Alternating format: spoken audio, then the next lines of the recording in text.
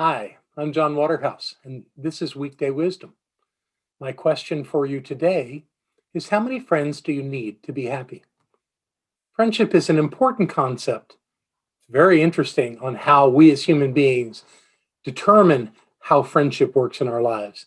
And I believe that friendship can be easily misunderstood, that people can not know what a friend is, thinking possibly that an acquaintance or an associate is a friend, when truly friendship may mean something deeper than that. Some people think that having more friends is always better than having less friends.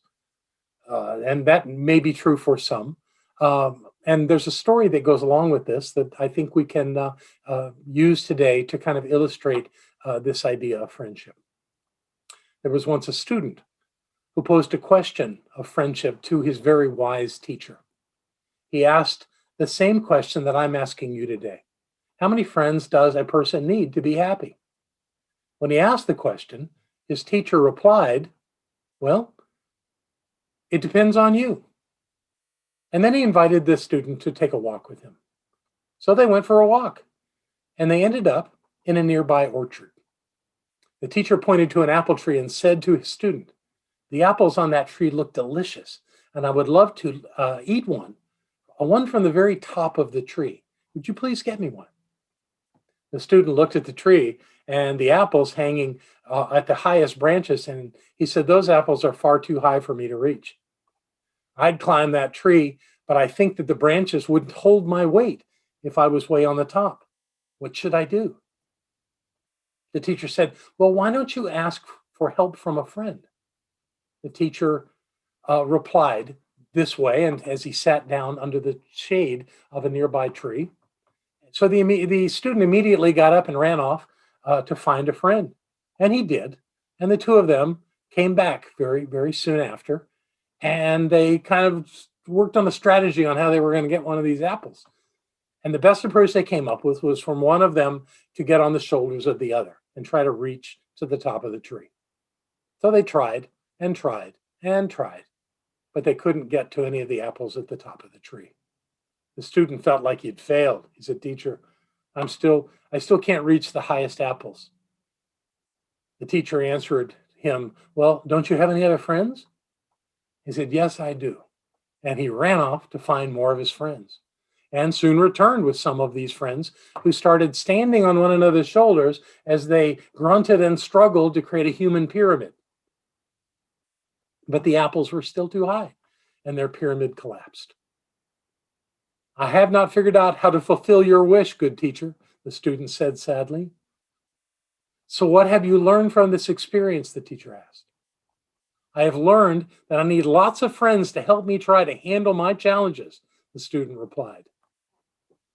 Well, you seem to have lots of friends, but I have not yet tasted an apple from the tree. Perhaps my friend can make this happen, the teacher said. He asked the student, go back to my house and ask my friend Joshua to come be with me. The student was confused. He said, my friends and I are young and strong, and we're not able to fulfill your request. How could an old man like Joshua do any better? Joshua was old, and there was he was nowhere near as strong as this band of young men who had assembled. But the teacher, having agreed, made no reply. Instead, gestured for his student to run off and get Joshua.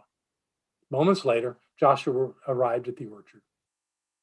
The teacher explained to his friend how he had asked for an apple from the top of the tree, but that his student and all his friends had not been able to provide that.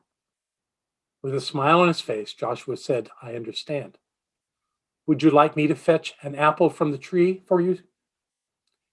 The teacher said that would be wonderful. At that moment, Joshua turned and left. Soon after, he returned with a ladder, which he placed against the tree, scampered to the top, plucked a pristine apple, came down, and handed it to his friend, the teacher. The teacher took a bite of the apple, turned to his student, and said, we can fill our lives with acquaintances and associates, but no one needs more than one true friend that is loyal, trustworthy, and wise.